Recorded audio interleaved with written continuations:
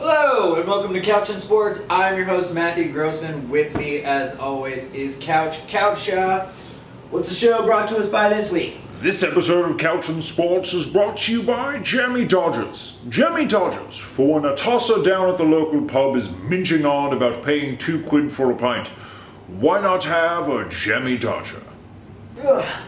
Thanks, Couch. We got a great show for you this week. We find out who the big winners and losers were from the ESPYs. We have some really exciting news coming out of New York City, and we take a quick trip across the pond to see what's happening in the world of golf. And without any further ado, we start this week off with your headlines.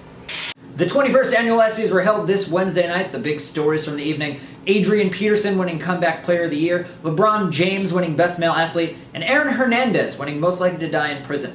Mets prodigal son David Wright was eliminated in the first round of Monday's Home Run Derby at Citi Field after he hit only 5 home runs. Now, this still is a strong performance given the fact that he's only hit 13 home runs the entire season. Despite his performance, Wright did walk away with the Steven Celestino Award, which is given to players who are most like that guy in your office, who the only reason they have their job is because their dad's the regional manager. And despite the fact that you've walked in on them like 6 times watching porn in their cube, they still get to keep their job. I'm obviously talking about you, Steven.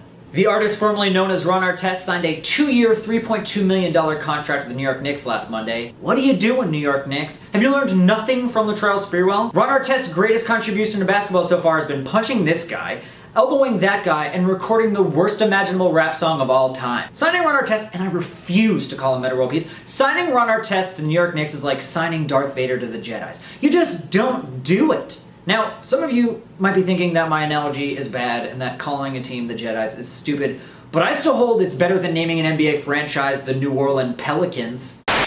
Now, as some of you may know, this weekend marked the 153rd British Our Open. coverage of the 2013 British Open brought to you by Jammy Dodgers.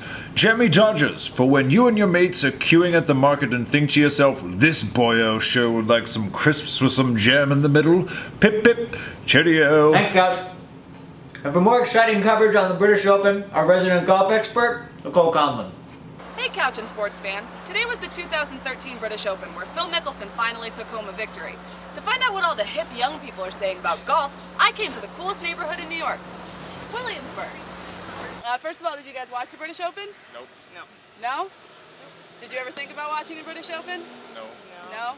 Have you ever watched golf on TV at all? No? First of all, did you watch the British Open today? No? I did not. No. So what did you think about the British Open today? I think it might have happened today. Okay, great. Did you watch the British Open? I did not. No. Do you think your tennis? golf? It's golf. Do you think your dad watched the British Open today? Might have. Maybe. Probably not. but Maybe. Probably not. Okay. Rory McIlroy really destroyed his chances in the first round with a putt off the green. What would you have done differently in that situation? Nothing. I don't know. Nothing. I think it's like hips. Phil Mickelson won the tournament today. He lost pretty bad in 2006. What do you think he did differently this time that allowed him to win? I could not tell you. Honestly, I got no idea. He really concentrated toward the end. Well, he's older. Sure. Is he drunk? Have Tiger Woods up his ass? Not a bad analysis, actually. Thanks, Williamsburg. We sure learned a lot here today. But probably the most important thing I learned is that smart, funny, attractive, likable, talented, young people don't spend their Sundays inside watching golf. Oh, great job. Thanks, Nicole, and thank you guys for tuning in. I've been your host, Matt Grossman. This is my couch. Good day. This has been the latest episode of Couch and Sports, and we'll see you next time.